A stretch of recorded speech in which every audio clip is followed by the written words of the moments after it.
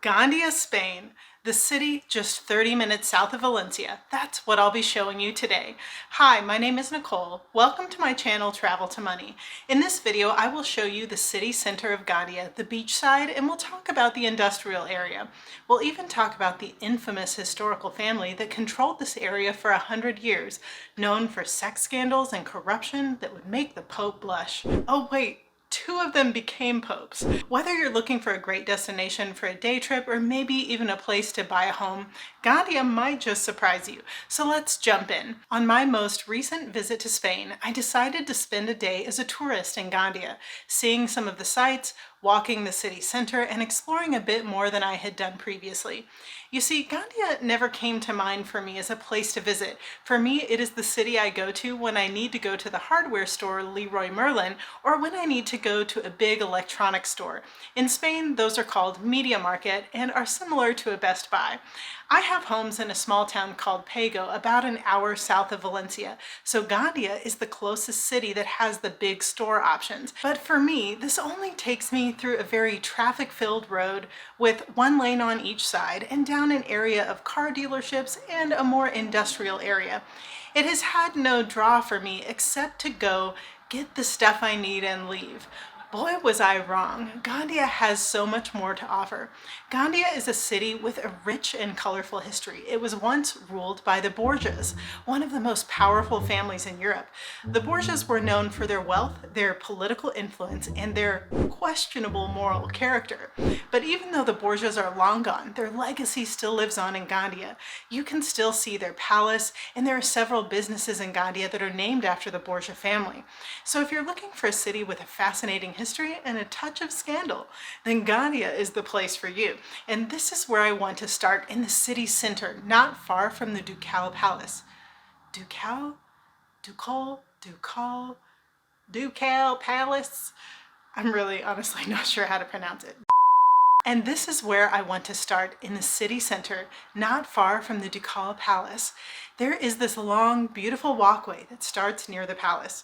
By the way, there is a parking garage right there as well if you need a place to park. Gandia is relatively busy, so street parking may be hard to find near the city center. It's probably important to note that Gandia has the main city center, but it's about a 15-minute drive to the beach area of Gandia, referred to as Playa Gandia.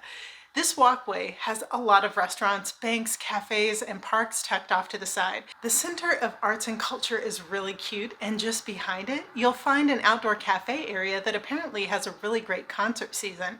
I'd love to catch a concert there sometime. This entire walkway is almost 2 miles long and ends at a little park with a view of the mountains. It is very charming. If I was going to live in Gandia, this probably would be the part of the city I'd want to live in. It's full of history, culture, and is just so charming. We decided to give the palace a shot. The Ducal Palace is a sight to behold. It's a sprawling complex of buildings that was once the home of the Borgias, that powerful family I mentioned before. The palace is full of history and intrigue. When you go in, you have the option of purchasing an audio tour where they give you a set of headphones. I don't remember the exact cost, but it was maybe around €10 per person. For each section of the tour, you hold the electronic piece next to a specified area in a room that you enter, and it will begin to tell you about that space. It really was a fascinating history lesson, and many of the rooms were beautiful with detail. We probably spent around an hour in the palace, and I would recommend planning on at least that much time if you want to hear all of the history. The Borgias are an infamous Spanish family that were very well connected. There was a lot of scandal around their name, but from what I've read, it may have been more related to gossip and tales than actual facts. There have been movies and TV shows dedicated to the history of the family, who also have Italian roots. Two of the Borgias ended up becoming pope, and from what I've read, the Italians weren't too crazy about having a Spanish pope, hence the rumors about the family's immorality.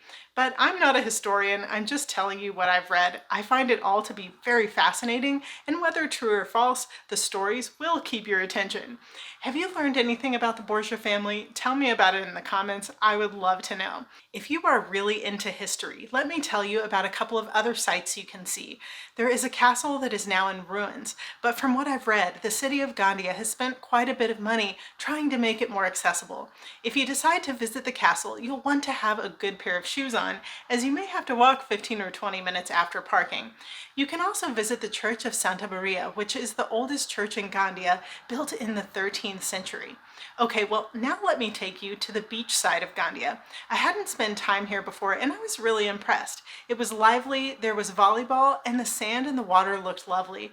I didn't go for swimming on this day, but I would definitely go back to this beach for sure. It was almost like being in a different city. It definitely had a more modern feel. There were shops and restaurants all around, but from what I saw, there weren't a lot of highly rated places, so it seems like it's more of a tourist destination.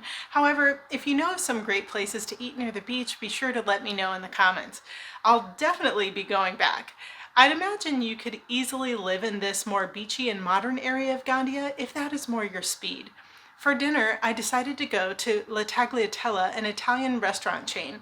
I had been to one in Valencia just a few days prior and loved my meal so much that I wanted to go again. I ordered the same dish at the branch in Gandia, but it didn't quite hit the same. It's still a great restaurant though. This brought me back over to the shopping area of Gandia. Here there is a huge Carrefour, which is similar to a super Walmart. There is also a small mall, which is where the La Tagliatella restaurant was, a movie theater, and the media market I mentioned before. I think Gandia would be a great place to live if you want the life of a city without it being massive, but still having some of the small town charm. The population is about 75,000 people, so it's about 1/10 the size of Valencia.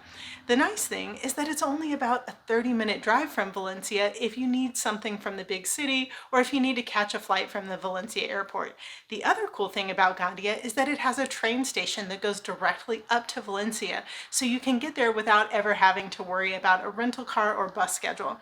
However, like I said, the beach area of Gandia is not super close to the historic city center, so if you wanted to go between them often, you might want a car. There's also a bus option between the two that will run you about €2. Some of you may already know, but I own a few homes in Pego, which is about a 30-minute drive south of Gandia, and you have to drive through the town of Oliva to get between the two. I really do drive there often, mainly to the hardware store when I'm doing home renovations. Now that I know how much more the city has to offer, I'll have to plan longer trips into the city. I may also want to check out Gandia during the Fallas Festival. It is my favorite festival in the world that happens in Valencia every March. The thing is, Valencia is not just a city, it's a region. And Gandia is in the region of Valencia. In my small town of Pego, Fallas is celebrated, and it's definitely at a more local level of production than what you see in Valencia. I'm wondering if Gandia is somewhere in the middle of that. Gandia is about 7 times the size of my town in Pego. If you want to check out a video where I share about the Fallas Festival, you can see that right up here. I think Gandia may be just the right fit for people who are looking for a small but very accessible city to live in, or are looking for a chill place to vacation that has beautiful beaches and a fun bit of history. This channel is all about Spain living, travel, and working toward financial freedom.